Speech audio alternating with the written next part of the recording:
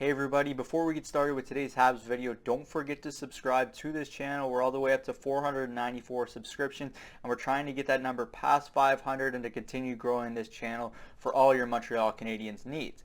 Now, the first thing we want to discuss in this video, we're kind of going to dive into what the Montreal Canadiens did during the preseason and talk about some of the hits and some of the misses of what transpired, specifically from some of the decisions Dominic Ducharme and company made with the line movements and the deep pairings that we saw throughout camp.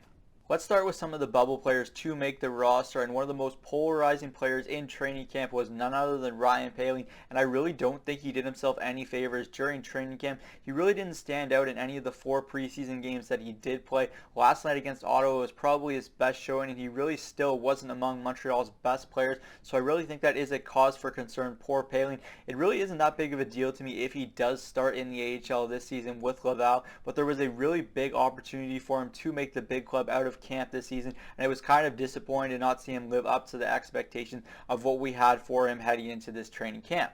The issue here is that I thought Matthew Perreault was much better than Poehling in camp, but he isn't as much of a natural center as he used to be. He hasn't played center in at least a few seasons, and that is a really big problem for this Montreal Canadiens team right now. Down the middle of the ice, besides Nick Suzuki and Christian Dvorak, there's a lot of unknown. We still don't really know what Jake Evans is as an NHL center. We know what he's capable of, but he's yet to be really healthy for a full 82-game season, and I think there is a fourth-line center in Jake Evans, but the 3-hole is still something that is really available for this Montreal Canadiens team, and it is a big glaring hole right now, especially with what we've seen in training camp. There's been a big gap in the Montreal Canadiens' third and fourth lines, and not a lot of offense has been brought to the table from those lines, so I think that is a pretty big cause for concern right now for the Canadiens.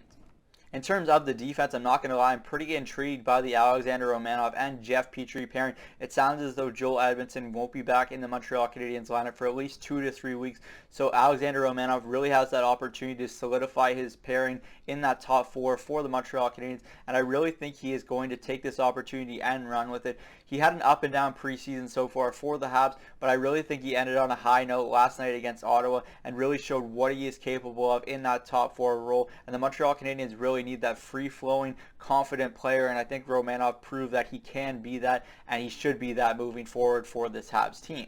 Now, if you've been watching my videos for a long time, I think you know I'm going to have this opinion on this, but the Ben Sherratt and David Savard pairing has disaster written all over it. Last night against Ottawa, the pairing was once again brutal together, as they have been for the first 2 games that they've been paired for in the preseason.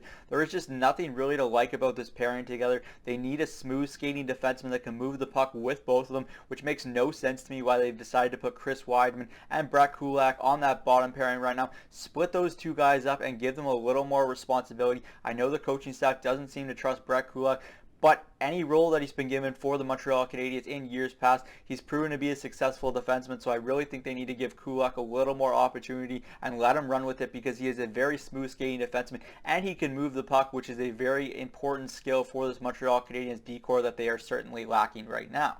Lastly, I want to address the elephant in the room here. Carey Price of the Montreal Canadiens recently entered the NHL's Player Assistance Program, and honestly, it's none of our business in terms of fans, media, any of that to really know what is going on with Carey Price. If you want to check out what his wife said on Instagram, go look at that. She posted a really good quote, and I think a lot of people need to read that and understand that. But in terms of Carey Price, we wish him nothing but the best here from the Cook's Corner YouTube channel, and we hope that he's back with the Montreal Canadiens soon. But what's more important for him is his health and his mental state, so we wish Carey Price nothing but the best. That's it for me today from Cook's Corner. As always, let me know in the comment section down below who stood out for you, who you didn't like in the preseason, and as always, hit the thumbs up for this video, and if you haven't already, hit that subscribe button as well. I'm Zach Cook. We'll see you later.